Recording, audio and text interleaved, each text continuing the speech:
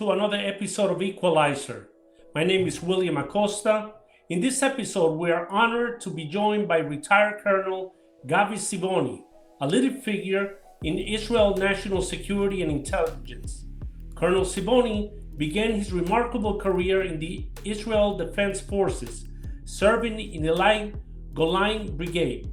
Over more than a decade of service, he commanded the renowned reconnaissance unit, Sayeret Golani, and later became Chief of Staff for both Golani Brigade and key divisions. He played a pivotal roles during some of Israel's most critical military campaigns, including Litany Operation, the Lebanon Wars, and the Intifadas, consistently operating at the heart of Israel's most challenging security environments. Following his active duty, Colonel Siboni brought his operation experience to the strategic and doctrinal levels of the IDF, serving as a senior staff planner for the Northern Command and as chief methodologist for IDF's Research Center for Force Utilization and Build-up.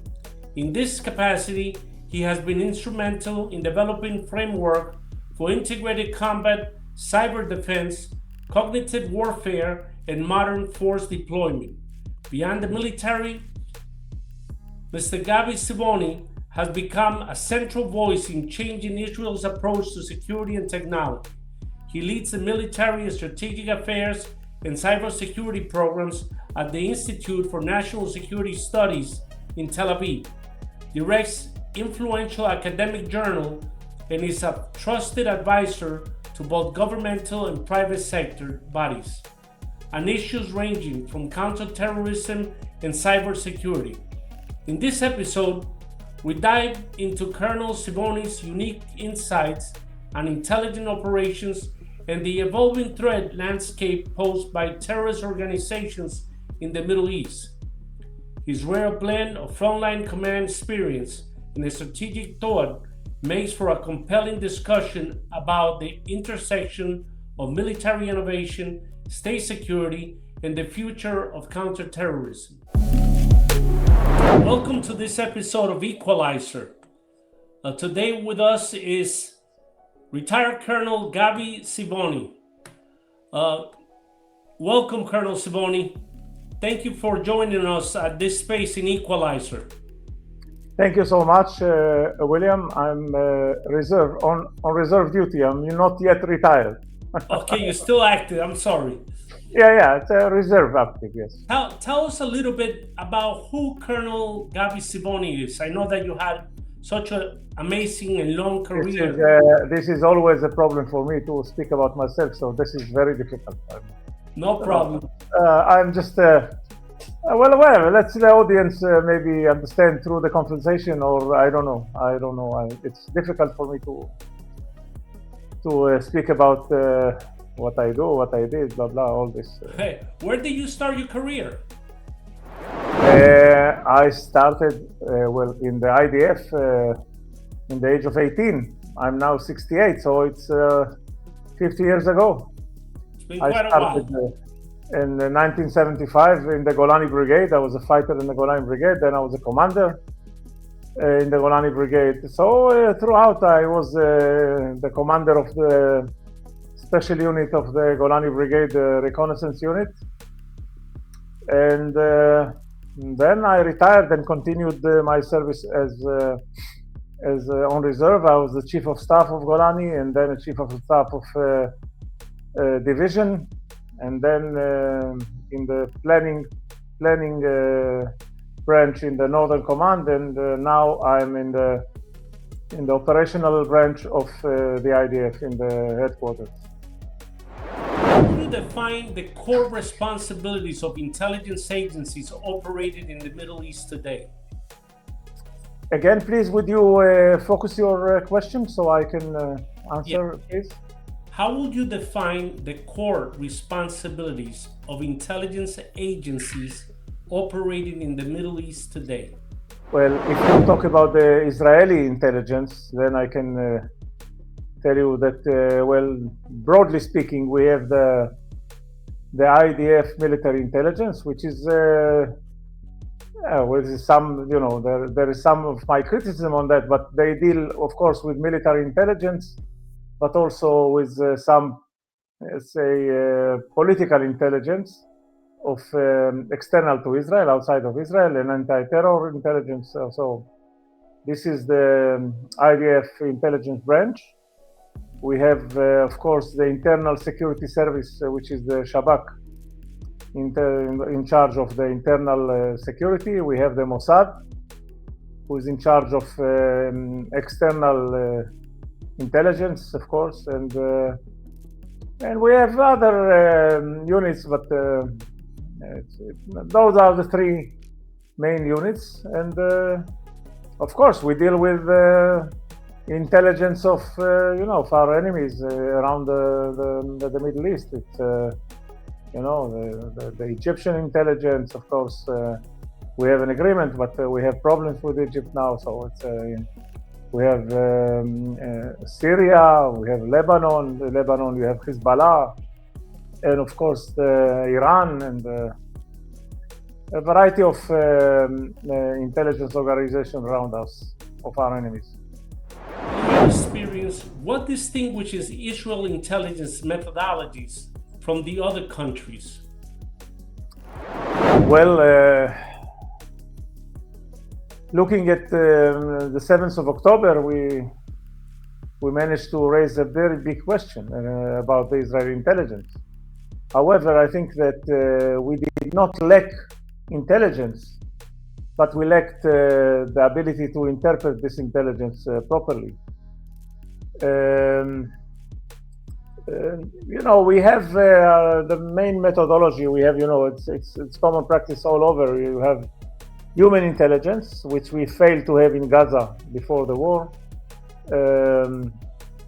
The responsibility for the intelligence in Gaza was of the Israeli Internal Security Service, the Shabak, and not of the IDF. They were the organization responsible to provide intelligence to the IDF.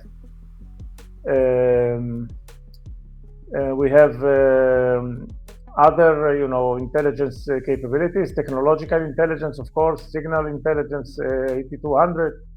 We have visual intelligence, which is the unit of the IDF, a very big unit in charge of visual and in satellite intelligence.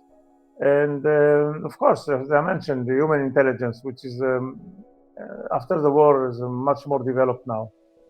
How will the technological advancements reshape intelligence collection in conflict zones? Well, it's a global issue. Because of the cyber development and the information development, most of intelligence nowadays is collected through cyber means, through digital collection and gathering. And this, of course, all the big budgets are going there, and human intelligence is less invested in, and this is a big problem, because I think human intelligence is one of the very important, most important intelligence sources that you need to get. However, it's a world global problem that budgets are shifting from human intelligence to more technological intelligence, which is a very, if you ask me, it's a very big problem.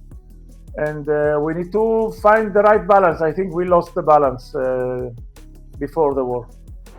Can you explain the shift from traditional human intelligence, to signal and cyber intelligence in counterterrorism?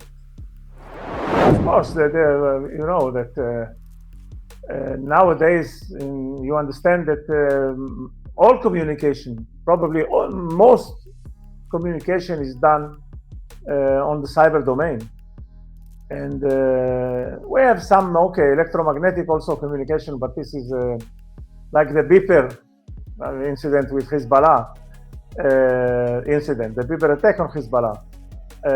But mainly it's all cyber originated and collecting through cellular phones, through computers, through a variety of OT, ICT, a variety of technologies and devices, and this has become a very strong, activity of the intelligence, whereas the human intelligence is reducing as we speak. It's always just a minute. Hold on, I have a problem here. It's okay. It just ignited my telephone because Siri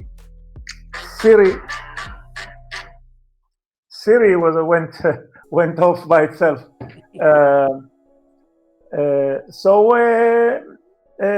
This was still a problem, and you see that, as I mentioned, it's global.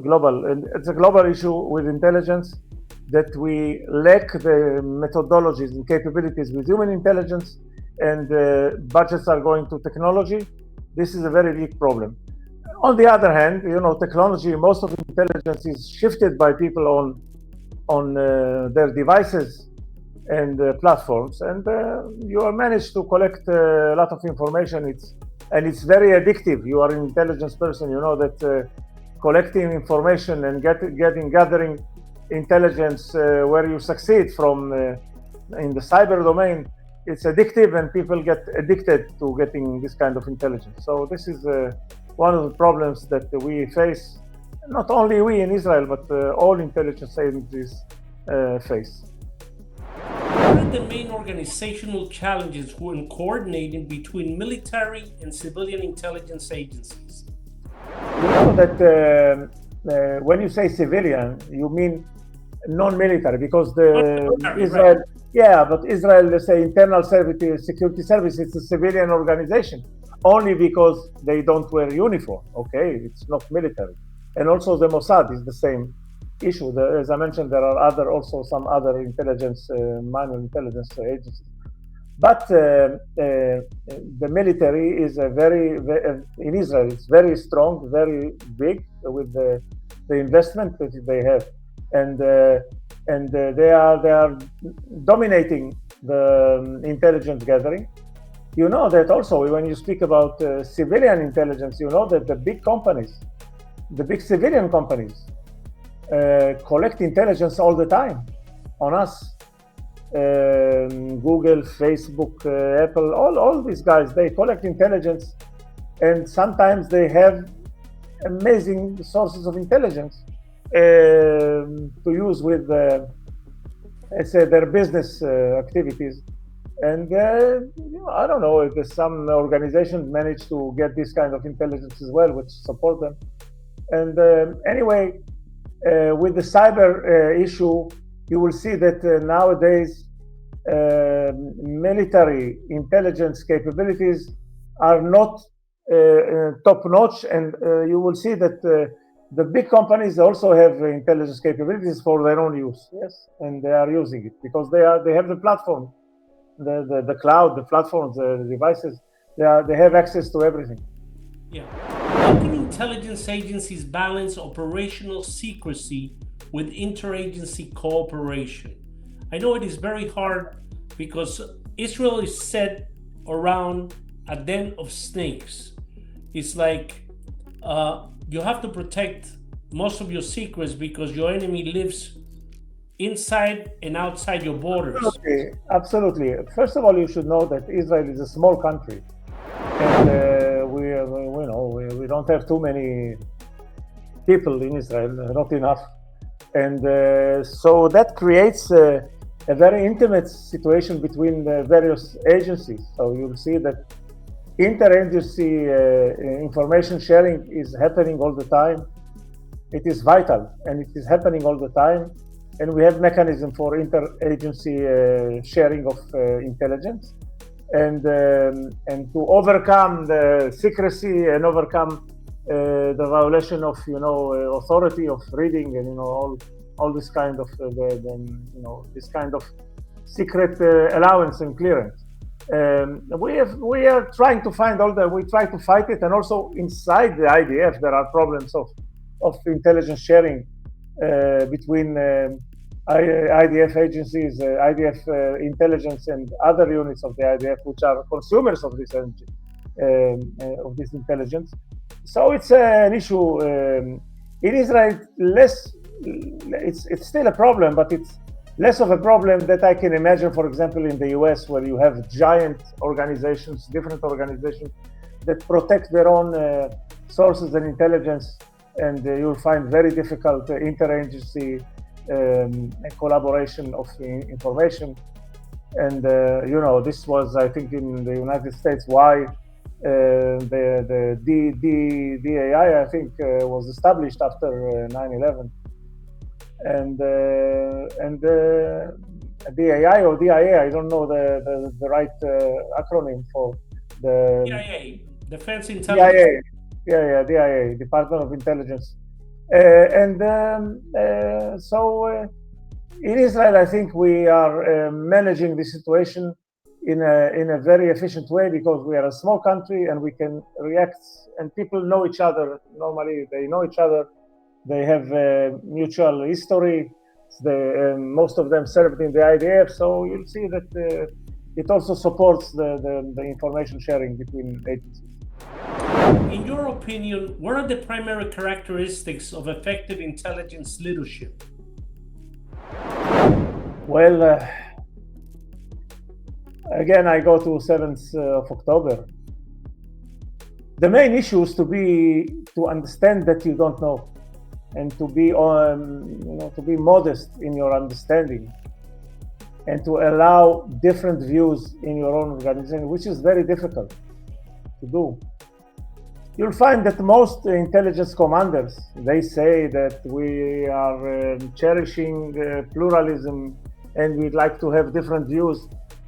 That's what they say, but when they do, you'll see that it's typically not done. And you'll find what we call herd thinking. Everybody thinks the same and everybody acts the same. And I've just written an article with a colleague of mine, Brigadier General Erez Weiner, about the need for civilian courage, and not also only let's say courage in front of your enemies. You need courage, what we call civilian courage, to fight for your view and to insist on presenting a different view, even though you will pay prices within your organization, because normally those intelligence senior officers, though they say that they encourage different views, actually they do not. And you'll find this is what happened on 7th of October. For example, all intelligence, let's say, analysts said that Hamas was deterred, and Hamas was let's say busy in building and improving the economic situation of Gaza population, whereas you will see what Gaza was in the top economic situation on the 6th of October, and look what they did on the 7th of October. So we fail to understand our enemies. We project our values and cultural concepts on our enemies, and we believe that they will behave the same way we behave. This is a very big problem in intelligence leadership and intelligence analysis. It's not only for intelligence. That analysis is done by the commanders. For intelligence, they may recommend, but the responsibility is in the hand of the commander, the decision makers. Anyway, this is a big issue, how to develop, commanders of the intelligence that will be able to absorb and to contain, inacceptance within their unit that have different views, and to let those different views, improve your overall assessment of intelligence. How has the increasing complexity of the Middle East conflict affected intelligence analysis? Well, it's only improved it, because we have, if we don't have good intelligence, we die here in Israel. So the intensity of the threat improved our intelligence capabilities and abilities. So I think it only made us the necessity created that we developed new technologies, new methodologies to gather and to analyze intelligence. And I think this when you are not under threat, normally you sit and your abilities are declining.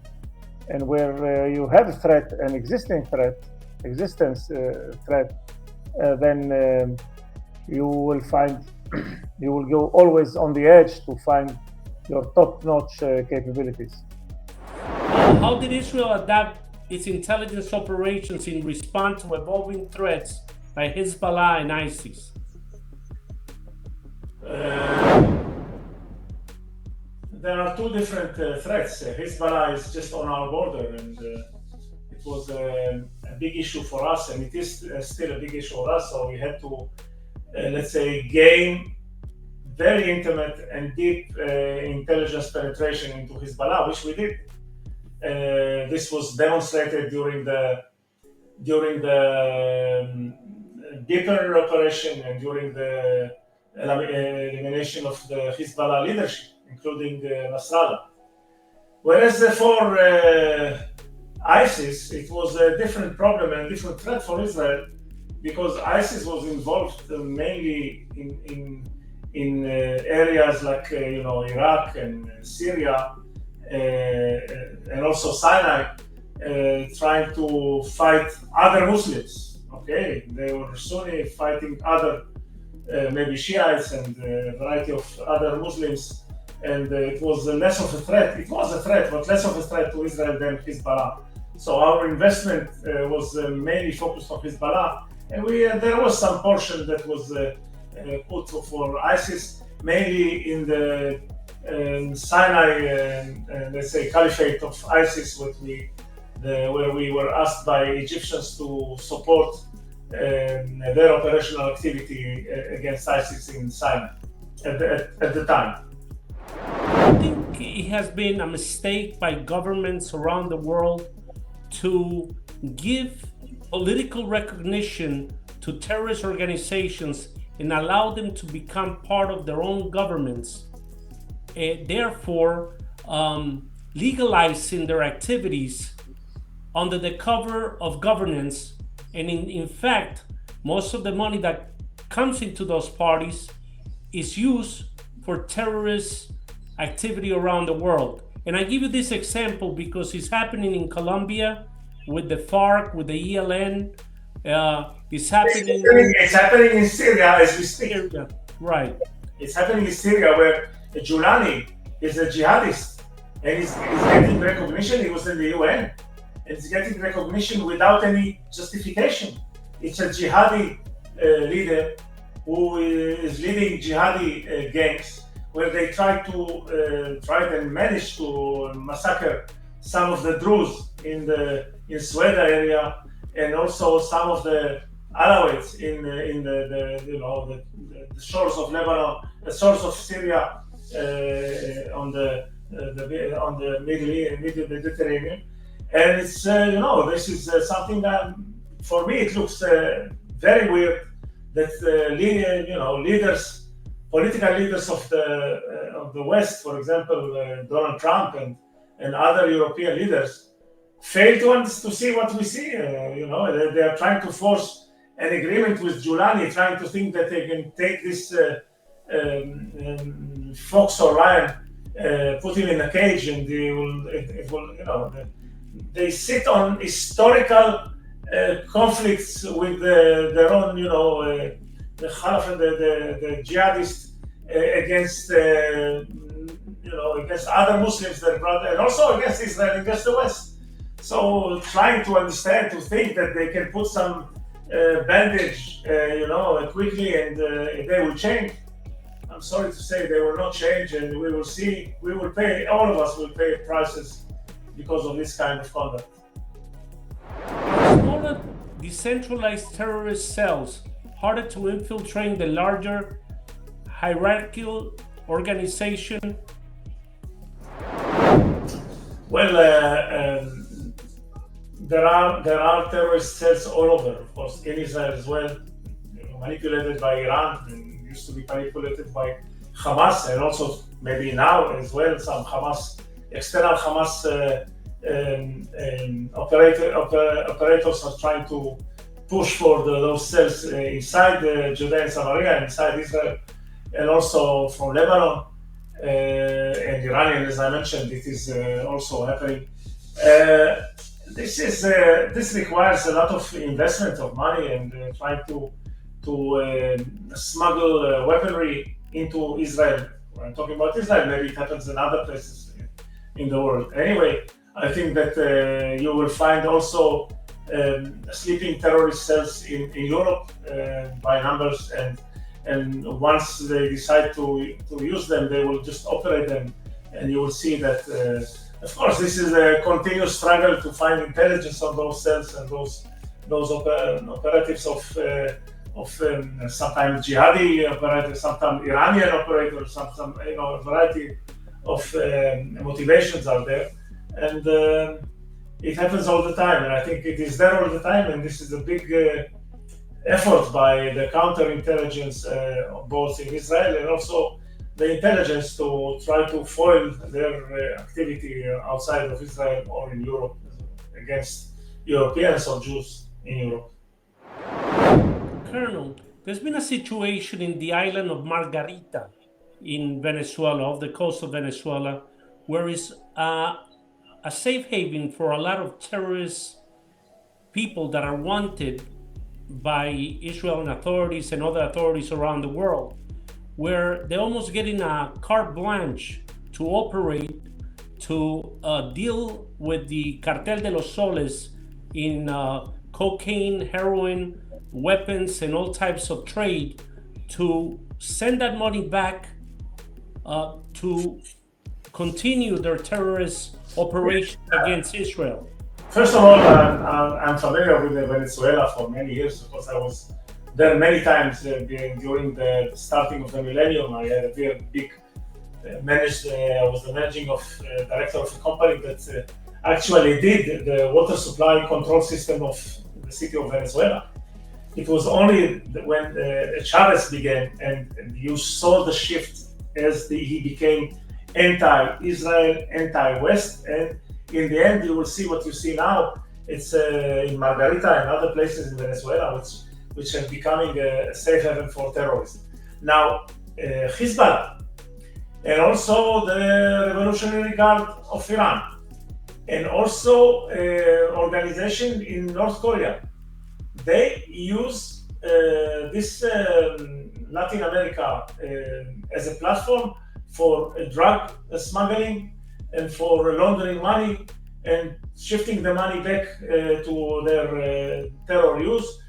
We know that Hezbollah, a lot of his budget was, or maybe still, is originated in this drug trafficking and drug smuggling, and also North Korea and Iran as well. The Republican Guard of Iran, the Revolutionary Guard of Iran, and this is the situation. And it's I think what the United States is doing now, maybe it's beginning to try to stop this safe haven that they have. I think it's important for Israel to join the efforts of the United States, just like other countries have in the past 2 months, to tackle this world problem, which is narcotic trafficking by a state like the Maduro regime. Yeah, look, it is important for Israel. However, we are busy with a war that is going on 7, maybe 8 fronts, Lebanon, Syria, militias in Iraq, Iran, the Houthis, Hamas, the Islamic Jihad in Gaza, and as well as terror inside Judea and Samaria. We are overwhelmed with problems, so we have to solve them. It is important that this is done, and I think it will contribute to the stability of the globe and also the stability of the Middle East. I hope we had more resources to join this effort. Maybe we join, in a way of intelligence gathering on a variety of ways. But I think being a major part in this. I think we have to solve many problems before we join this effort. How has the fall of Assad regime influenced terrorist activity in Syria? First of all, Assad was itself a terror supporter. Of course, they support Hamas in a certain, sometimes Islamic Jihad. Sometimes it depends, in the winds and every point of time. But he was taken off by a group of terrorists as well, by the jihadists, by practically ISIS people that took off his regime, and his military was so corrupt and unwilling to fight that they just collapsed within a couple of weeks. And even Russia that was there was not able to do anything about it,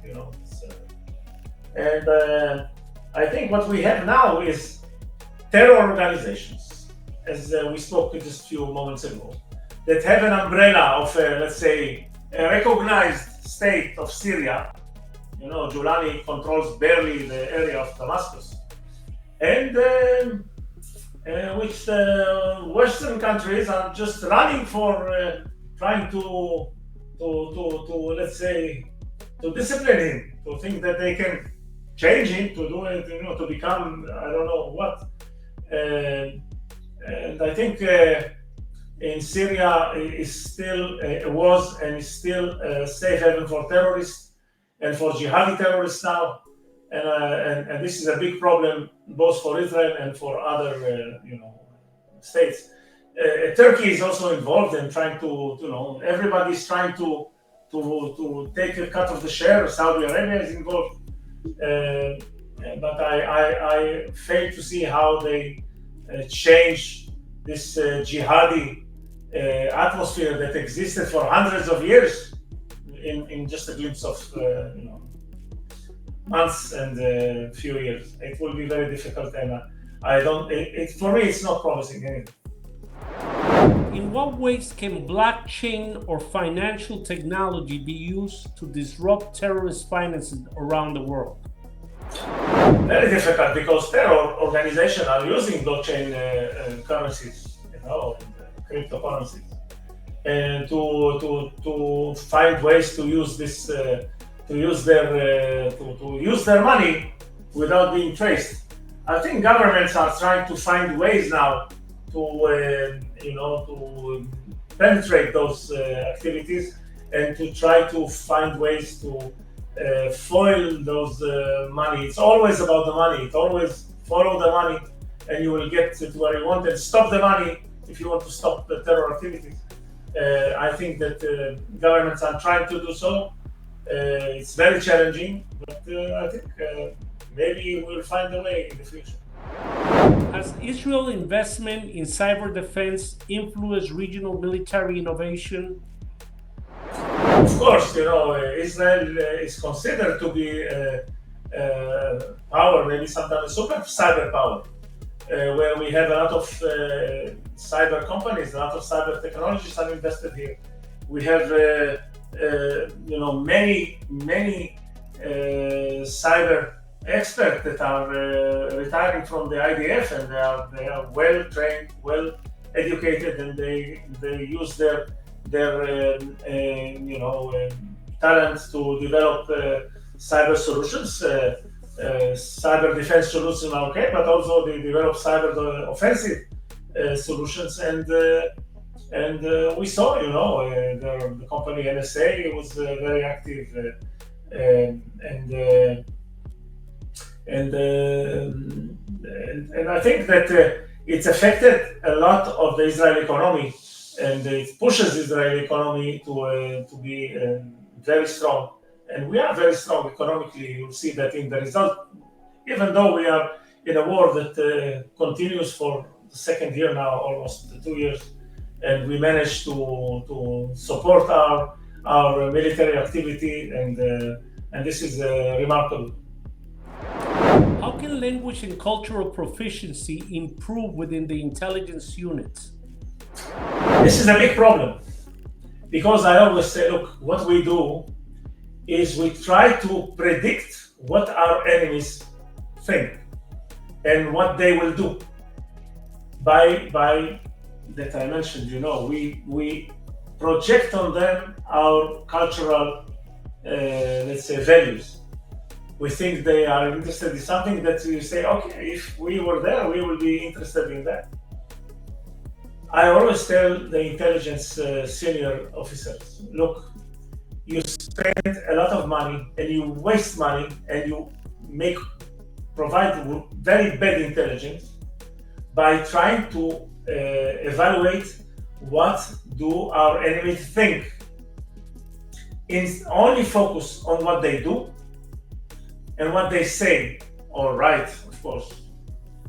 But trying to predict what they will do based on whatever you think, it's a waste of money, because there is a very deep cultural difference between our Arab enemies and us. And I think that doing so and investing money in trying to predict what our enemies will do in certain situations is a waste of money, and it's also contaminates intelligence.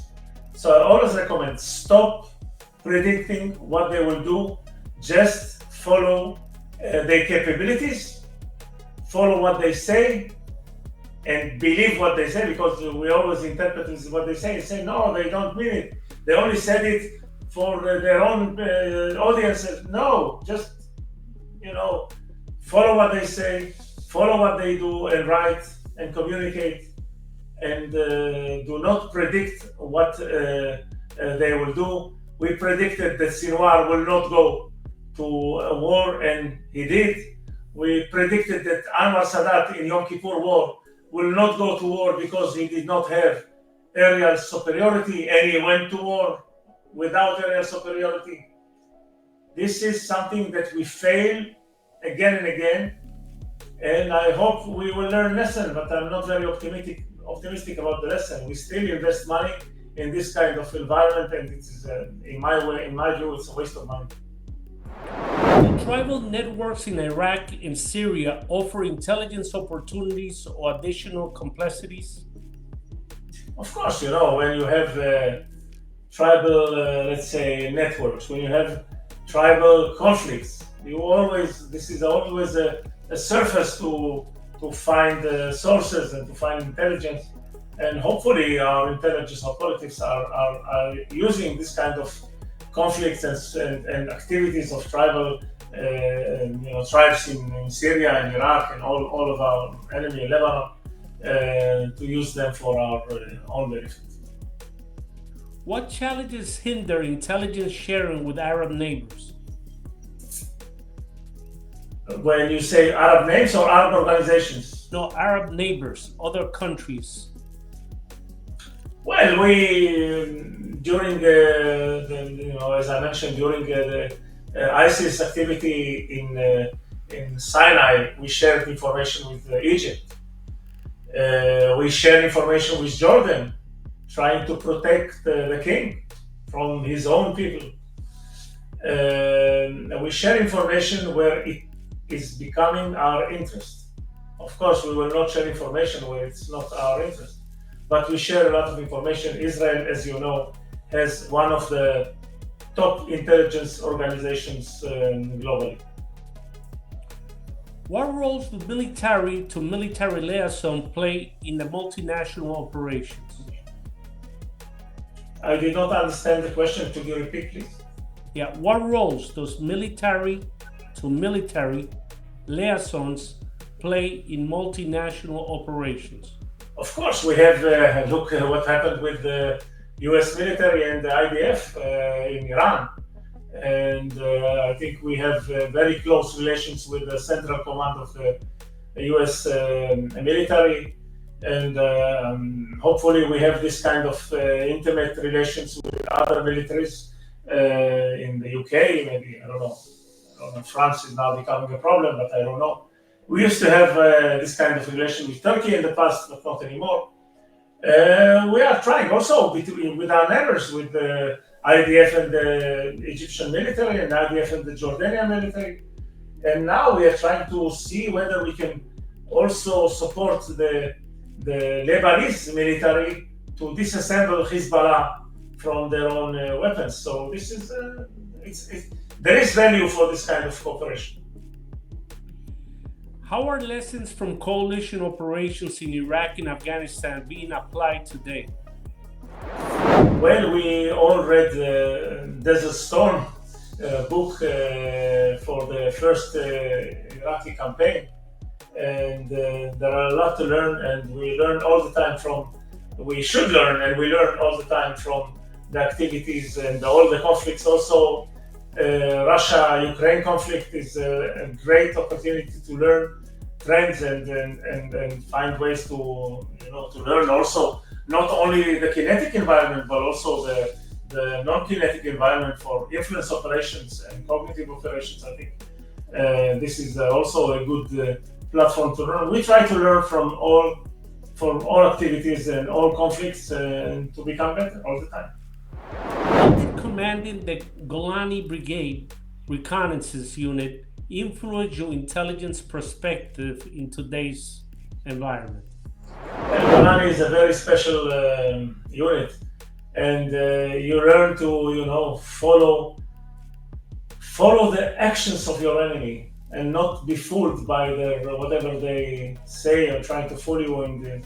And I think this is when you learn this in a very young age, it affects your career and your ability to understand our enemies. I think it was a privilege to be in the Golani Brigade, and I'm happy I was there, and I'm happy for the lessons I learned during my time in the unit. Can you describe the integration of intelligence and direct action in urban warfare? Absolutely, and even now we have a very close relation between the actual operation level of ground operation, for example, and intelligence. We are pushing intelligence to the ground units on a real-time basis all the time, so they're ready and they can find the enemy, and all kinds of intelligence, also signal intelligence, and we have developed a methodology to share intelligence between the IDF intelligence branch for our operational needs, which is very important, and we do it all the time. And it's I think it's one of our key factors of success. How did the experience in South Lebanon shape Israel's intelligence doctrine? Well, as I mentioned, we had to find ways to get very deep and intimate understanding of Hezbollah, and we found ways to gain intelligence. It took many years, and maybe a few decades, to be in a position where we can do the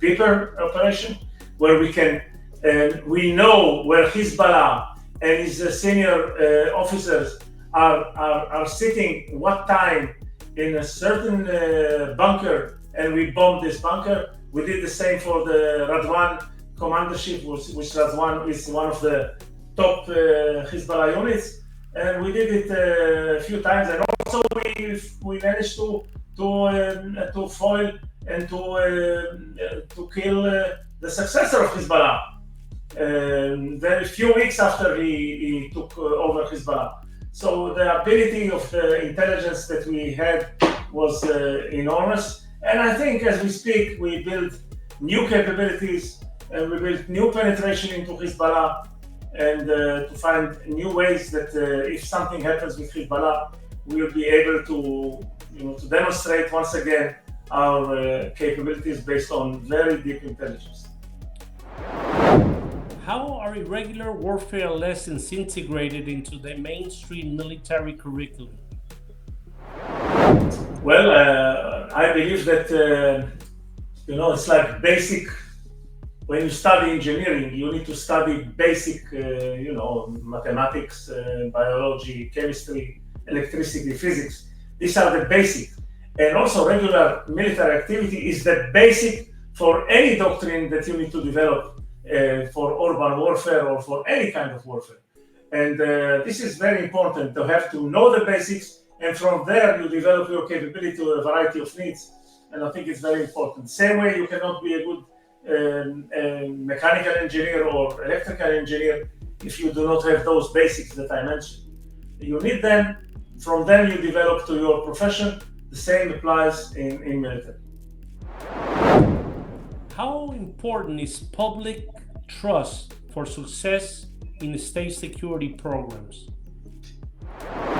Well, it's very important that we have good trust, public trust that we have. In Israel, it's less of a problem because, most of our youngsters are serving in the IDF, so there is no trust problem when people are serving.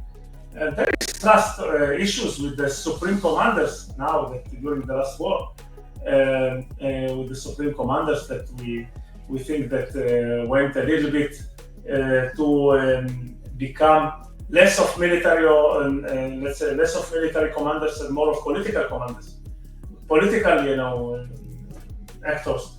And we think we need to stop it, and hopefully we will change this conduct of the senior commandership of the IDF. So I think we have a very good confidence in our IDF ability, and we need to exercise this ability to let's say to foil and to get our absolute victory on our enemies. How do you foresee terror threats in the Middle East evolving over the next decade? Well, I think you will see that the terror is going nowhere. It's here to stay, and it will stay. And it will, Iran will try to find ways to infiltrate terror into Israel and to smuggle weapons into Israel, to smuggle money into Israel, to develop terror activity. And you will see that also Hamas that is abroad that is doing that. I think we will see that all the time, and it's a continuous war. It's a non-ending war, and we have to fight it. And as I say, for example, Hamas, we have to kill even the last Hamas leader and operator the same way we chased the Nazis. And even as we speak now, we chase Nazis that are maybe more than 100 years old. We chase them to bring them to justice. That's what we should do, and that's what we will do. Do you think moving towards a permanent state low-level conflict with non-state actors? It will, we are doing it all the time. We are always in a conflict environment with our enemies, mainly with the terror organizations, and this is part of our life. We will never be able to reduce it to zero, but we have to do a maximum effort to reduce it. It is like General Yoshafat Arkabi in his book. He was the head of intelligence many years ago, and he said that this is like terror is like car accidents. You try to stop it, but you know that you'll never stop car accident, and this is a tax you have to pay somehow and to get normal living. What are the biggest policy gaps inhibiting progress against new threat forms? In Israel, the main gap is not policy, it is rather legal. We have a very, let's say, I'm trying to find the right word, problematic legal system in Israel, which practically we have a right-wing government. Any activity of the government is trying to be foiled by our, Supreme Court and our, chief advocate, and we have a very big problem there. You see what we call deep state, very active in Israel, and hopefully we'll be able to overcome this. This is the bottleneck that we face in trying to fight terror. How is international law adapting to the increased use of targeted killings? It's adapted all the time, and we went too far. We are imposing on ourselves norms that nobody imagined to be enforced. International law is like a flag in front of our face, and we always follow that. However, we went too far with that, and sometimes the legal system is just completely out of control. And I think that we should stick to the international norms and do what needs to be done, because otherwise it prolongs the war, it increases the non-involved casualties, also of the enemy, and we do not finish the problem. Whereas international law, the main goal of international law, we understand that we need to finish the problem as quick as possible by maintaining, proportionality principle and targeting. We have to follow them. But in Israel, we went too far with inventing new international norms which are completely unacceptable. Do you believe that public and private partnerships secure infrastructure from hybrid threats? I think that critical infrastructure to be secured is very important, and they should be secured by civilian capabilities. Of course, military can secure them from kinetic missiles, for example, but in cyberspace, they should be secured, and I think there are very good civilian capabilities of protection, and we only need to provide them with guidance and to give them, landscape of threat. But there are enough defense capabilities to implement, and I think that's the way to do it. Not by the government, but the civilian sector. Has the Sahel become the new spin center of global terrorism? Again, what did you say? Has what become? Has the Sahel, SAHEL, become the new epicenter of global terrorism? Well, I fail to understand what is Sahel, so maybe if you can explain what you mean. Let me change that question. What links, if any, exist between Middle Eastern terrorist groups and in its African counterparts? Sahel. When you mean Sahel, you mean terror organizations in the desert in Africa. Yes, I understand. There are always interlinks between those organizations. There are always information sharing between those organizations. And this is the global terrorism. This is the landscape of global terrorism.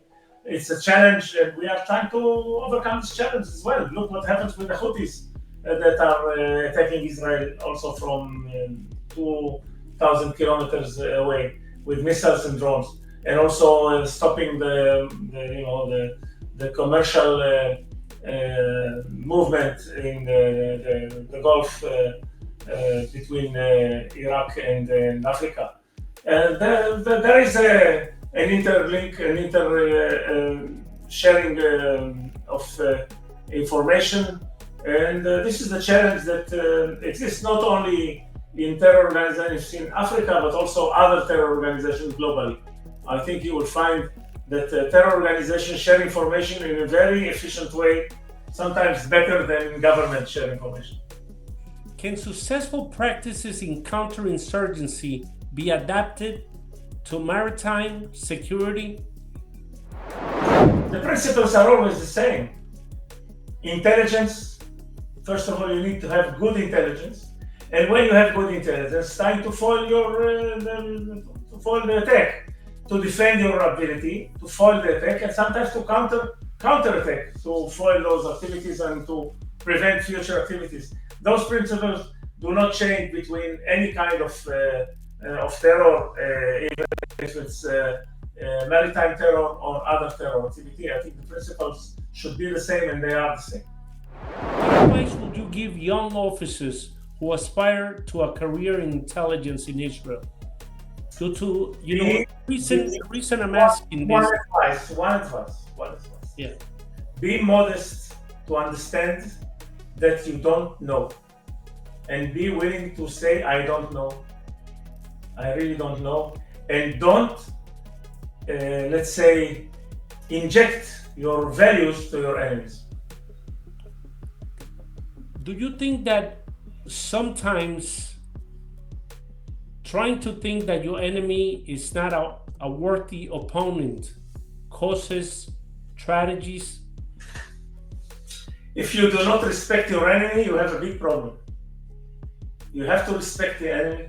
You have to understand that they have capabilities and they will use their capabilities. You have to understand that your enemy is determined and that he's courageous and they will fight you. That's the only way to overcome any enemy and to make sure that you manage to get your goals when you fight an enemy. Respect your enemy, and this is the only way to win them. Thank you very much, Colonel. I really appreciate it. I say my love and shalom to all of the great people of Israel.